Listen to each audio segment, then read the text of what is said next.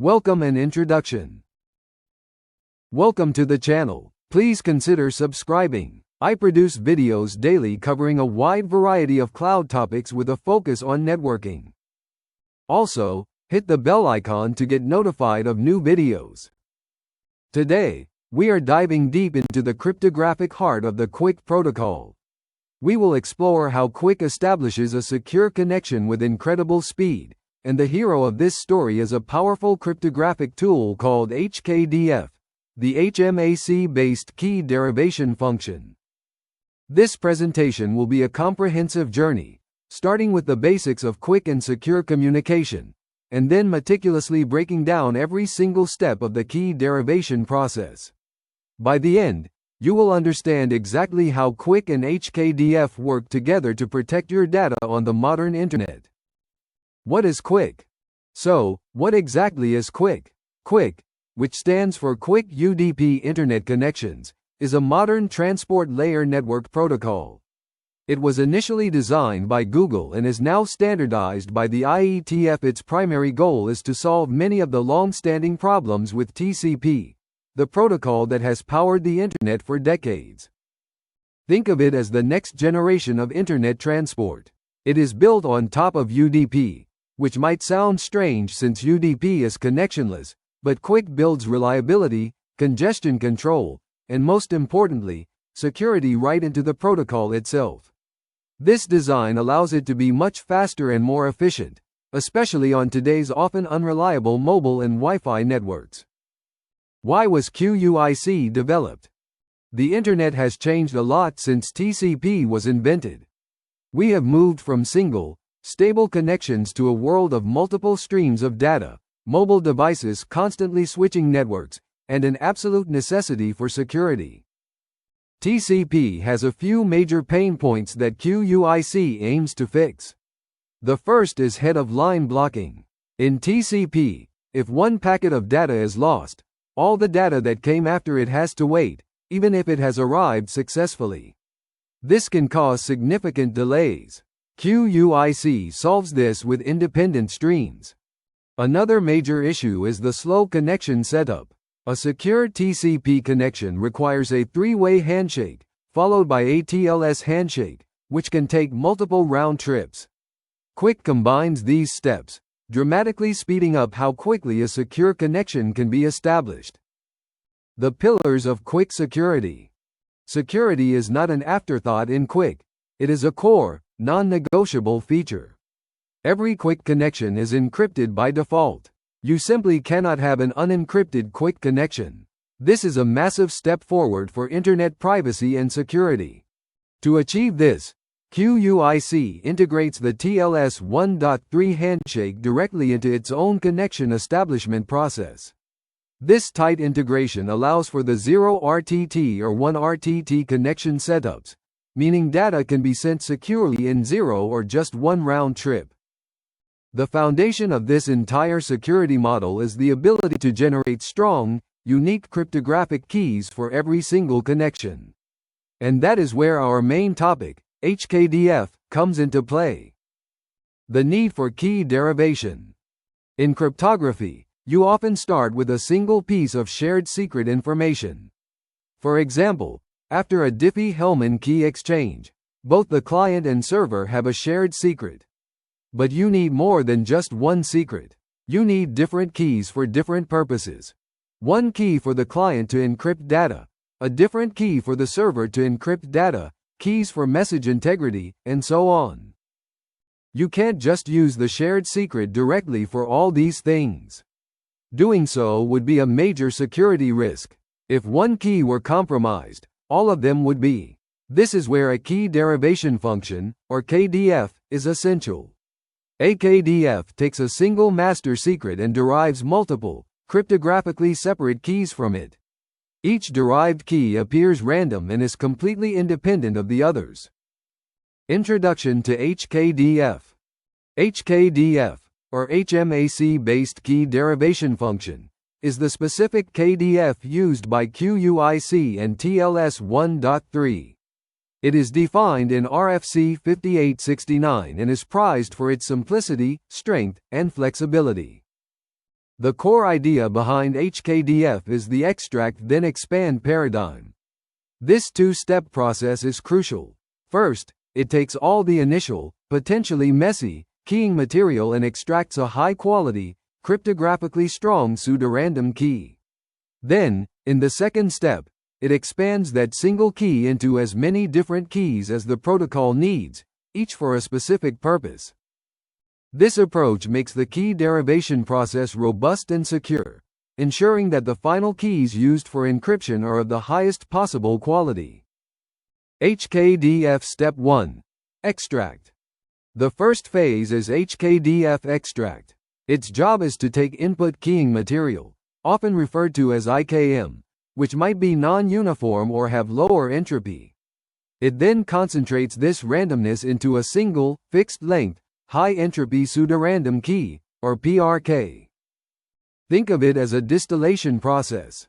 You might have a shared secret from a Diffie-Hellman exchange, which is a large number but not necessarily uniformly random. HKDF extract takes this IKM and a salt value and puts them through an HMAC function. A salt is a random or non-secret value that helps ensure uniqueness and adds another layer of security. The output is the PRK, a single key that is now cryptographically potent and ready for the next step. Expand. The second phase is HKDF expand. This is where the magic of creating multiple keys happens. It takes the pseudorandom key, PRK, generated by the extract step and can generate multiple output keys of any desired length.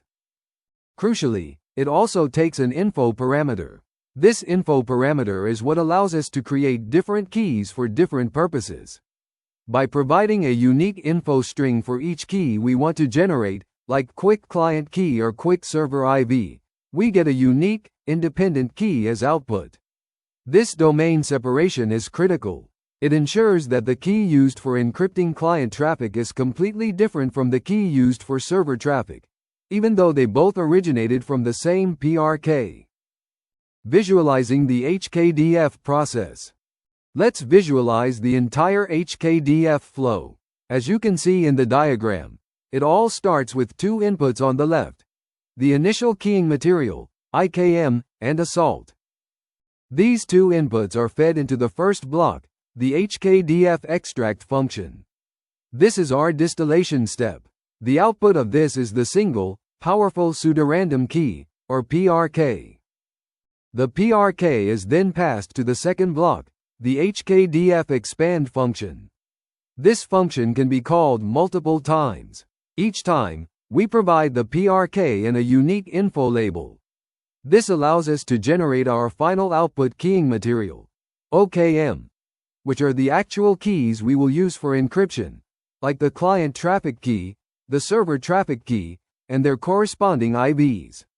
The extract then expand design is clear and powerful. QUIC's cryptographic handshake. Now that we understand HKDF, let's see how QUIC uses it. The QUIC handshake is essentially a TLS 1.3 handshake, but its messages are carried inside QUIC packets within what are called crypto frames.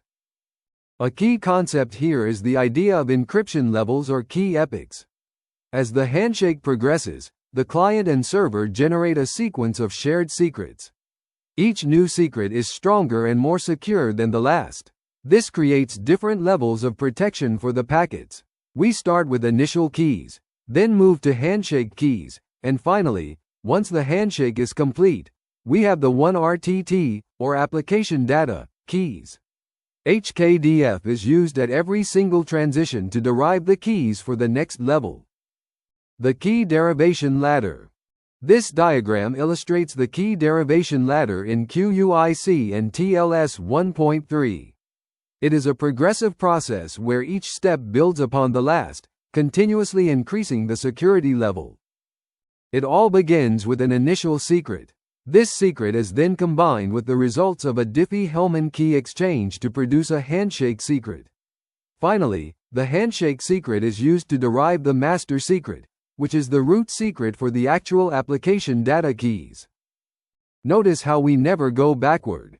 Information from a later stage never influences keys from an earlier stage. This provides a critical security property called forward secrecy. Even if the final application keys were somehow compromised, an attacker couldn't use them to decrypt the earlier handshake packets.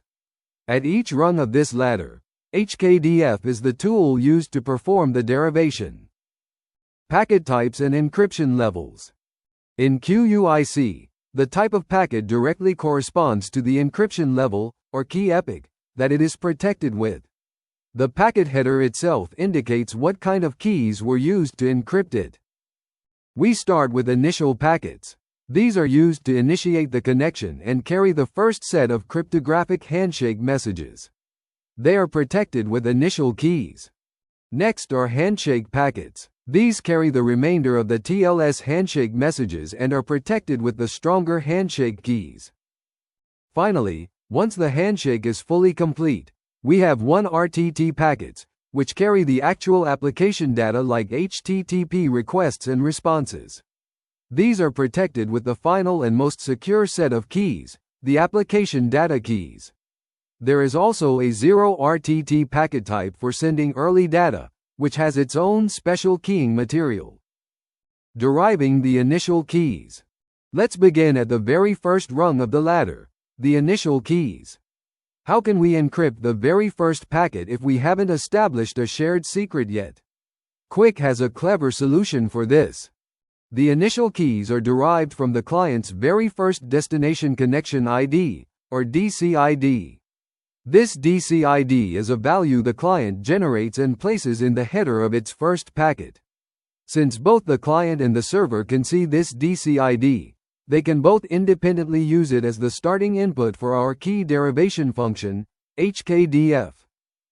This allows the initial handshake messages to be protected from passive observers, though it doesn't protect against an active attacker who can see that first packet. The goal here is obfuscation, not perfect security.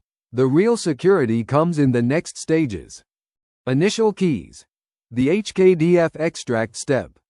So, how does this work in practice? We start the HKDF process with the extract step. For the initial keys, the inputs are very specific and defined by the QUIC standard. The salt is a fixed, version-specific value.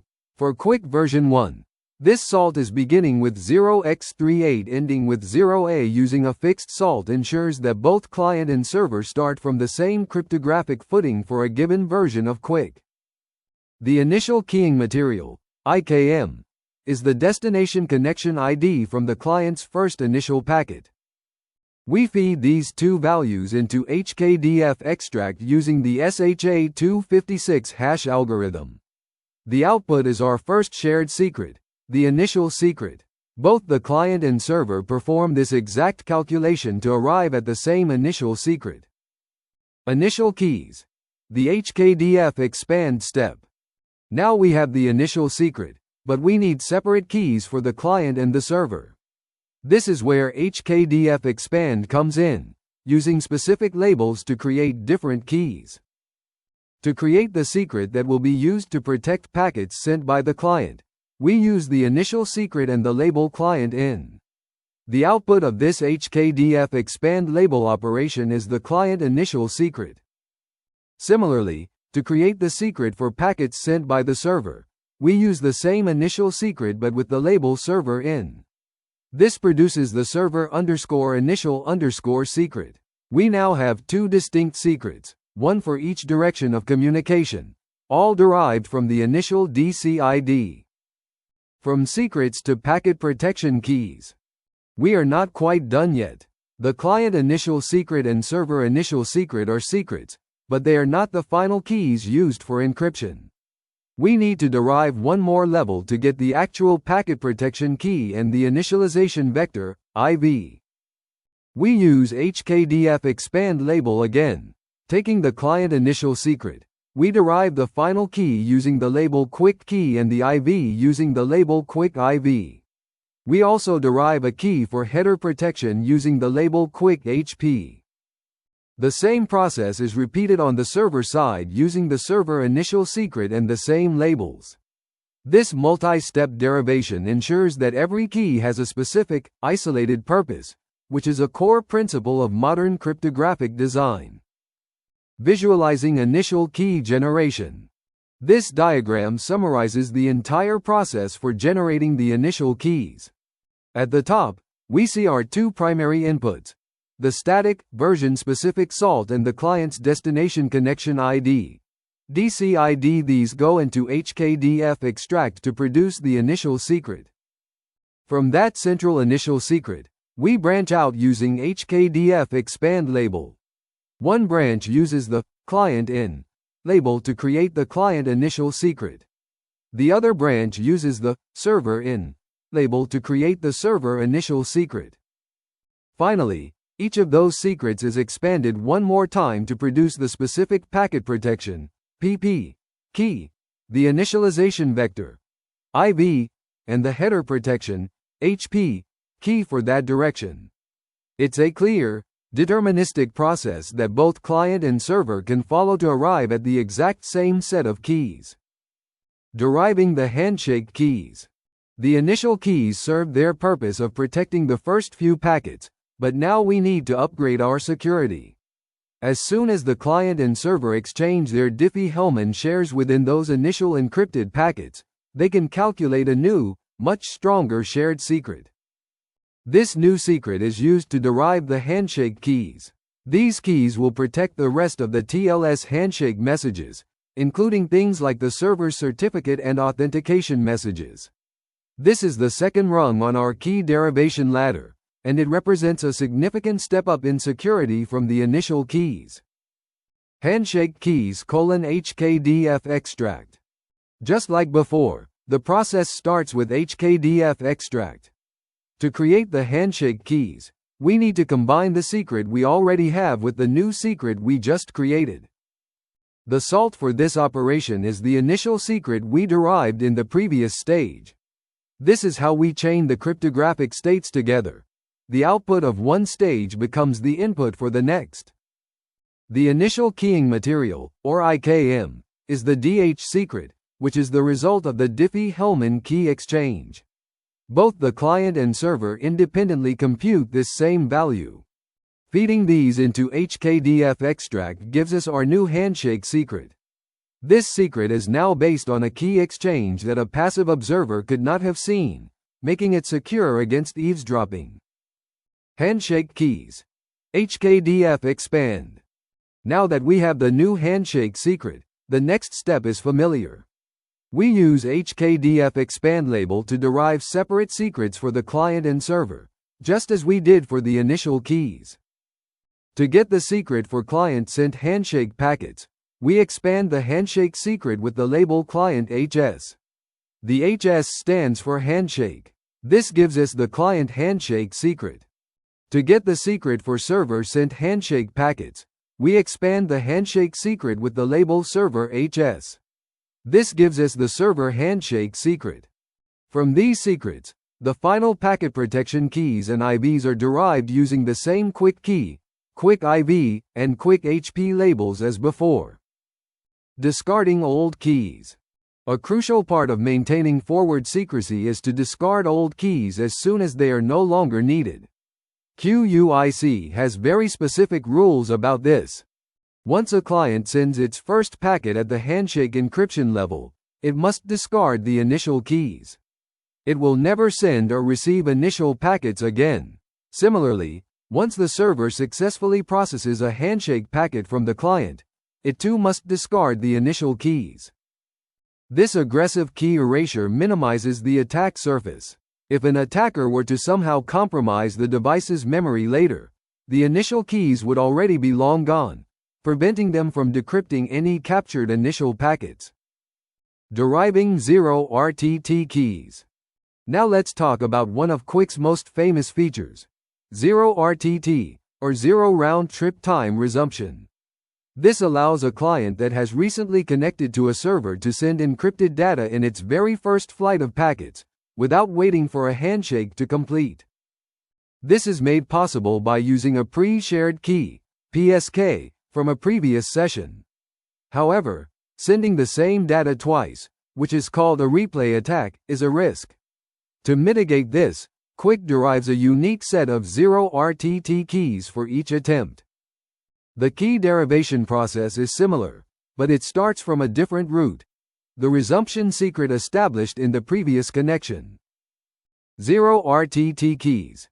Derivation process. The derivation of 0 RTT keys follows the familiar HKDF pattern. It starts with the resumption secret from the previous connection's TLS handshake. First, an early secret is derived from that resumption secret. Then, just like with the other key types, this early secret is expanded using HKDF expand label to create a client early traffic secret using the label client 0 RTT. Notice there's no server 0 RTT secret. That's because only the client can send 0 RTT data. The server can't respond with application data until the handshake is at least partially complete. Finally, this client early traffic secret is used to derive the actual packet protection key, IV, and header protection key using the standard QUIC key, QUIC IV, and QUIC HP labels. The final step. 1 RTT application keys. We've finally arrived at the top of the key ladder. The handshake is complete, the server has been authenticated, and now we need to derive the keys that will protect the actual application data for the rest of the connection's lifetime. These are called the 1 RTT keys. They are the strongest and most secure keys in the entire process. Their derivation follows the same pattern, building on the handshake secret we created earlier. This is the final keying material used to protect HTTP requests, API calls, video streams, and everything else. Application keys. Deriving the master secret. The root of the application keys is the master secret. Its derivation marks the final transition in the key schedule. The process begins with HKDF extract. The salt for this operation is the handshake secret. Again, we see the chain of trust. The output of the handshake key derivation becomes the salt for the application key derivation. The initial keying material, or IKM, is a special value, specifically, a string of zeros. This is because we have already folded all our entropy, from the Diffie-Hellman exchange, into the handshake secret salt. We do not need new keying material at this point. We just need to advance the cryptographic state one last time. The output of this HKDF extract operation is the master secret. In TLS 1.3, this is often called the master secret derived from the derived secret. Application keys. HKDF expand. With the master secret in hand, we perform the final expansion to get the traffic secrets for both the client and the server. We use HKDF expand label on the master secret with the label client 1 RTT to produce the client application traffic secret 0. And we do the same with the label server 1 RTT to produce the server application traffic secret 0. The 0 at the end is important. It signifies that this is the first, or initial, set of application traffic keys. As we will see next, QUIC has a mechanism to update these keys over the lifetime of a long connection. The full key derivation chain. This diagram puts everything we've discussed so far into a single view. It shows the entire ladder from start to finish. Let's trace the flow. On the far left, the client DCID and the QUIC salt produce the initial secret. This secret is then combined with the DH secret from the key exchange to produce the handshake secret. The handshake secret is then used to produce the master secret. Each of these core secrets, initial, handshake, and master, is then further expanded to produce the actual traffic keys for that particular epoch or encryption level. This includes initial keys, handshake keys, and finally the 1 RTT application keys that protect our data. HKDF is the engine driving every single one of these transformations. Continuous security.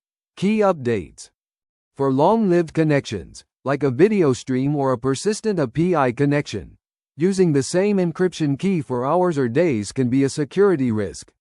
Cryptographic best practices recommend changing keys periodically to limit the amount of data exposed if a key is ever compromised. QUIC has a built-in mechanism for this, called key update. It allows either the client or the server to initiate a key change seamlessly, without redoing the entire handshake. This process also relies on HKDF to derive the next generation of keys from the current ones. The key update mechanism. The key update process is elegantly simple. When an endpoint decides to update its keys, it takes its current application traffic secret, for example, client application traffic secret N, and uses it as input to HKDF expand label. The label used for this specific operation is QUIC, which stands for QUIC Key Update. The output is the next application traffic secret, client application traffic secret N+1. From this new secret, a new packet protection key and IV are derived. The endpoint then flips a special key phase bit in the packet header to signal to the other side that it has started using the new keys. The receiver performs the same derivation to calculate the new keys and decrypt the packet. Visualizing the key update flow. This diagram illustrates the key update cycle. We start with traffic secret N. This is the secret currently being used to encrypt 1 RTT packets. When it's time to update, this secret is fed into the HKDF expand label function along with the specific QUIC label. The function's output is traffic secret N+1. This new secret is then used to derive the next set of packet protection keys and I versus S. The process can be repeated as many times as needed throughout the connection's lifetime, creating a forward secured chain of keys. An attacker who compromises secret N+1 cannot use it to derive or decrypt data protected by secret N. Packet protection. Putting keys to use. So, we've derived all these keys. How are they actually used? QUIC packet protection uses authenticated encryption with associated data, or AEAD. This is a modern encryption scheme that provides both confidentiality, encryption, and integrity, protection against tampering. The QUIC key we derived is used by the AEAD cipher, like AES-GCM, to encrypt the packet's payload. The QUIC IV we derived is used as a nonce, a unique number for each encryption operation, which is critical for security. The QUIC HP key is used separately to encrypt a portion of the packet header itself, including the packet number. This prevents observers from linking packets together and gathering metadata about the connection. Example: client initial packet. Let's walk through a concrete example. The client wants to send its first packet. It generates a random destination connection ID, let's say beginning with 0x83 and ending with 08. Step 1. Both client and server calculate the initial secret by performing HKDF extract with the standard QUIC version 1 salt and this DCID. Step 2. The client needs to create its sending keys. It calculates the client initial secret by using HKDF expand label on the initial secret with the label client in. Step 3. From the client initial secret, the client derives the actual encryption key and IV using the labels QUIC key and QUIC IV. The client can now construct its initial packet, encrypt the crypto frame containing the TLS client hello, and send it to the server. Example: server responds. Now, the server receives the client's initial packet. It needs to decrypt it and encrypt its own response. Step 1. The server extracts the DCID, beginning with 0x83 ending with 08, from the packet header. It performs the exact same HKDF extract as the client to derive the exact same initial secret. Step 2. To decrypt the incoming packet, the server derives the client initial secret, using the client in label, and from that, the client's packet protection key and IV. It can now decrypt the packet. Step 3. To send its response, the server now derives the server initial secret using the server in label.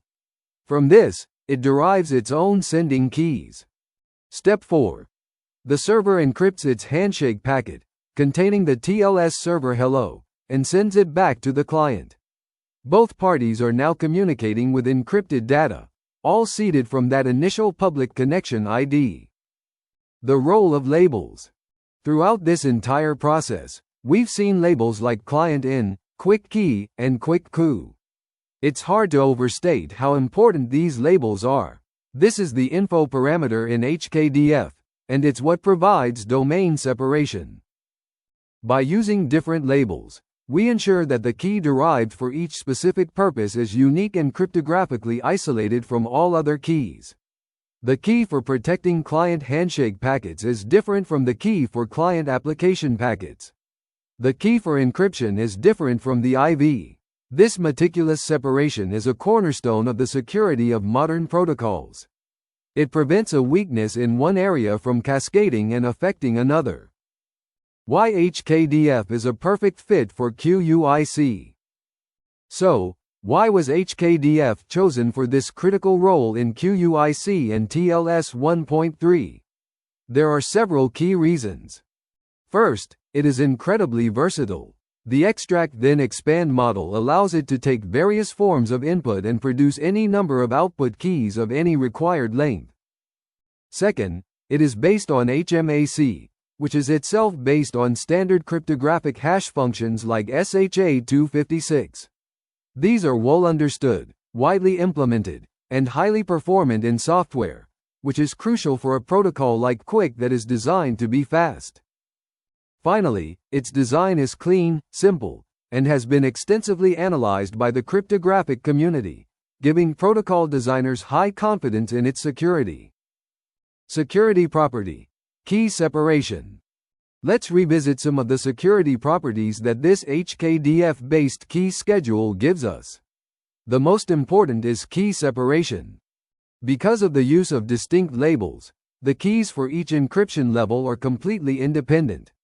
Handshake keys cannot be used to figure out application keys, and application keys cannot be used to figure out handshake keys.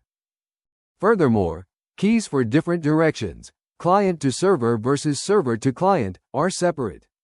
And even the keys used for key updates are derived in a way that does not compromise the keys that came before them. This compartmentalization is key to building a robust and resilient secure protocol. Security property. Forward secrecy. Forward secrecy is another critical property provided by the QUIC handshake and key schedule. It ensures that if the long-term keys of a server are compromised at some point in the future, an attacker cannot use those keys to go back and decrypt past conversations they might have recorded. This is achieved because each connection generates a unique, ephemeral Diffie-Hellman shared secret. This secret is used to derive the handshake and application keys and is then discarded. The server's long-term private key is only used for signing to prove its identity, not for key derivation. Since the session keys are derived from a temporary secret, the compromise of the long-term key doesn't compromise past session keys. What if a secret leaks? The latter design of the key schedule also provides resilience. Let us consider what happens if an attacker somehow manages to learn one of the secrets. If the initial secret is compromised, which is possible for an active attacker, they can decrypt the initial packets. However, they cannot determine the handshake secret because that also requires knowing the DH secret, which they don't have. If the handshake secret is compromised, they can decrypt the rest of the handshake, but they still can't get to the master secret or the application data keys because of the one-way nature of the HKDF extract function. The cryptographic state always moves forward, making it very difficult for an attacker to compromise the entire connection even if they manage to break one part of it. HKDF and TLS 1.3. It's important to note that everything we've discussed is not unique to QUIC itself, but is inherited from TLS 1.3, which QUIC uses for its cryptographic handshake.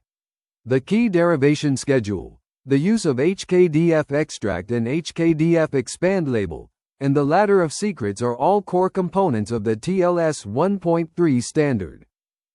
QUIC's innovation is in how it transports the TLS messages inside QUIC packets, and how it uses the output keys from TLS to protect its own packets. The labels used to derive the final packet protection keys, like QUIC key and QUIC IV, are specific to QUIC. This provides key separation between the TLS record layer, which isn't used, and the QUIC packet protection layer. Code example: pseudocode for initial secret. Let us look at what this might look like in pseudocode. Here we see the generation of the initial secret. We define our QUIC v1 salt as a constant byte string. We get the client DCID from the header of the first incoming packet. The function call is simple and direct. Initial secret equals HKDF extract. Salt equals QUIC v1 salt. IKM equals client DCID. The underlying HMAC and hash function, SHA-256, are handled by the HKDF implementation. The result is a 32-byte pseudorandom key, our initial secret. Code example: pseudocode for traffic keys. This pseudocode shows the next step, deriving a specific traffic secret from one of the main secrets. The derive secret function takes a base secret, like the initial secret, and a specific label, like client in. Internally, it calls HKDF expand label, providing the secret, the label, and the desired output length, which is typically the length of the hash function being used, for example, 32 bytes for SHA-256. We can see it being used to derive both the client initial secret and the server initial secret from the same base initial secret, just by changing the label. This is the programmatic implementation of the domain separation we've been discussing. Code example: pseudocode for packet protection keys. Finally, this pseudocode demonstrates the last step, deriving the actual AEAD key and IV from a traffic secret. The derive keys function takes a traffic secret, such as the client initial secret. It then calls our HKDF expand label function twice. First, with the label QUIC key to get the encryption key, specifying the required key length for the AEAD cipher, for example, 16 bytes for AES-128. Second, it calls it with the label QUIC IV to get the nonce, specifying the required IV length. The function returns a structure containing both the key and the IV, which can then be passed directly to the cryptographic library to perform packet encryption or decryption. Review: the journey of a QUIC secret. Let's quickly review the entire journey. We started with a publicly visible piece of information, the destination connection ID. Using HKDF extract, we combined it with a known salt to create the initial secret, enabling a basic level of encrypted communication. Next, we used that initial secret as a salt and combined it with a new, ephemeral Diffie-Hellman secret to derive the handshake secret, dramatically increasing our security. Finally, we advanced the state one last time, using the handshake secret as a salt to derive the master secret, from which all application data keys are derived. And throughout a long connection, we can use HKDF again to update these keys, ensuring long-term security. Impact on performance. One of the main goals of QUIC is performance, so it is fair to ask, does all this cryptography slow things down?